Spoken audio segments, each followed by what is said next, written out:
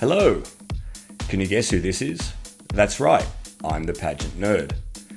Ever since I became the Pageant Nerd about 1.5 years ago, I've had people asking me to put a face to the voice and reveal my identity. Well, on the eve of the Alpha Pageant season for 2021, I'm doing just that. I must admit though, there is an ulterior motive. With just a few days to go before both Miss World and Miss Universe, I just don't have enough time to put together all the mini documentaries I hope to do. I did promise at least to do an Africa and Asia Pacific contenders video, let alone doing North America, the Caribbean and Europe. So here I am talking face to face with you, and even though it won't be quite the same format as what you're used to from me, hopefully you'll enjoy this video. Have no fear, I'm still going to put some nerdy facts and figures in. Let's just get straight into it.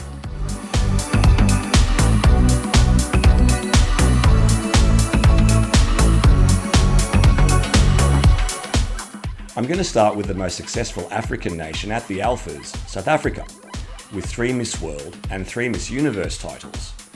Of course, they've won 2 of the Miss Universe titles just in the past 4 years, and their most recent Miss World victory came in 2014, courtesy of Rolene Strauss. South Africa's been in the news lately, of course, because of the latest COVID strain originating from there. But thankfully, Tshudufatso Musida and Lalela Mswane have both travelled from South Africa to their international pageants in Puerto Rico and Israel. To the surprise of no one, Tshudufatso has been very impressive in the head-to-head challenge at Miss World. I could honestly listen to her speak all day.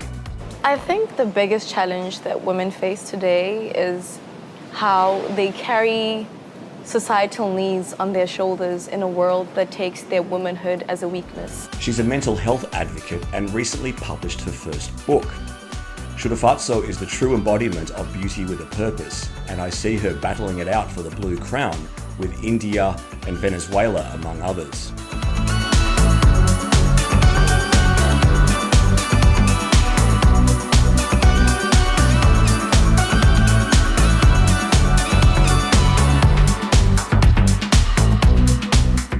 Lalela has similarly made quite an impact in the first few days in Israel. It's good to see that Miss South Africa didn't repeat the mistake of 2020 and send their second runner-up to Miss Universe. While Natasha Hubert was a spectacular delegate, to this day I still think that her second runner-up finish at Miss South Africa 2020 was the main reason why she was shut out of the top 21. I really don't see any similar issues for Lalela, and I do think that she'll be featuring quite prominently in Miss Universe 2021. It's been a crazy year for everyone, and that certainly included the pageant world. Because of COVID, we've seen a lot more delegates being appointed to their titles, and in some instances, countries not sending delegates at all. For example, Germany missed Miss Universe for the first time in its entire history, but it's good to see them back this year. In researching for this video, it dawned on me that Thailand is actually not competing in Miss World this year. It's especially surprising given that Thailand was originally scheduled to host the 70th Miss World when it was going to be held in 2020, but of course it got cancelled due to COVID-19. Of course, Thailand is being well represented at Miss Universe by ANSHIKA Scott-Kemmis, a Thai-Australian model who's been very outspoken with her push for a redefinition of feminine beauty with her Real Size Beauty campaign. I would start by showing them empirical evidence because I think it's irresponsible for us to ignore empirical evidence. She's very well spoken, but if it's a repeat of the 2020 format, it's only the top 5 that actually got to speak on the Miss Universe stage on finals night. So we'll have to wait and see if Anne passes through the swimsuit and evening gown portions of the competition.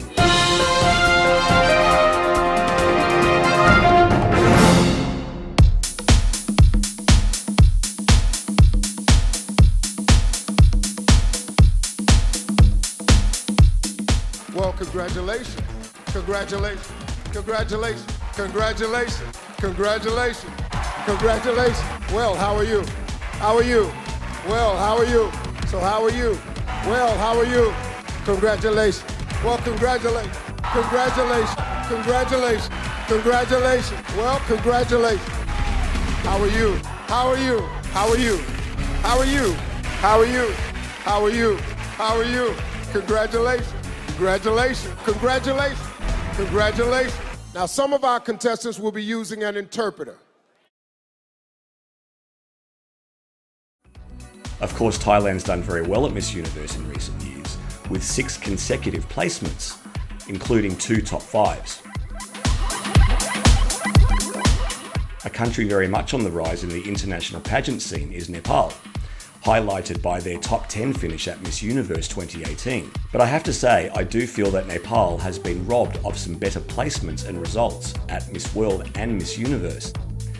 Their Miss World 2018 delegate was spectacular, but I was surprised that she didn't go farther than the top 12. And let's not start me on ANSHIKA SHARMA, Miss Universe 2020's Nepal delegate, who didn't place at all after being a very heavily favoured contender. Anyway, moving on. NAMRATA SHRESTHA is Nepal's Miss World delegate this year. She's a model and certified teacher with a master's in sociology, another smart cookie. At Miss Universe, SUJITA BASNET is representing her country, having finished first runner-up to ANSHIKA SHARMA at Miss Universe Nepal 2020. She's also competed in the Miss USA and Miss World USA systems at state level, so she's clearly a pageant veteran. She's an education advocate for underprivileged children in Nepal. Another rising nation in the pageant world is Vietnam, with a Miss Earth title in 2018 and a Miss Grand International title picked up just a few days ago. At Miss Universe, their first placement came when they hosted in 2008, a pageant memorable to me for Lady Gaga's appearance in the swimsuit competition and poor Crystal Stewart falling in evening gowns. The second consecutive year, Miss USA failed to stay upright. But I digress. Vietnam has placed at Miss Universe for the past 3 years, including their spectacular 2018 delegate, who made the top 5. You may not be aware, but the Vietnamese government only allows Miss World Vietnam or Miss Universe Vietnam to be held each year, meaning that they alternate hosting the pageant. In 1 year, the winner goes to Miss Universe, and then the next year, the winner of their pageant goes to Miss World.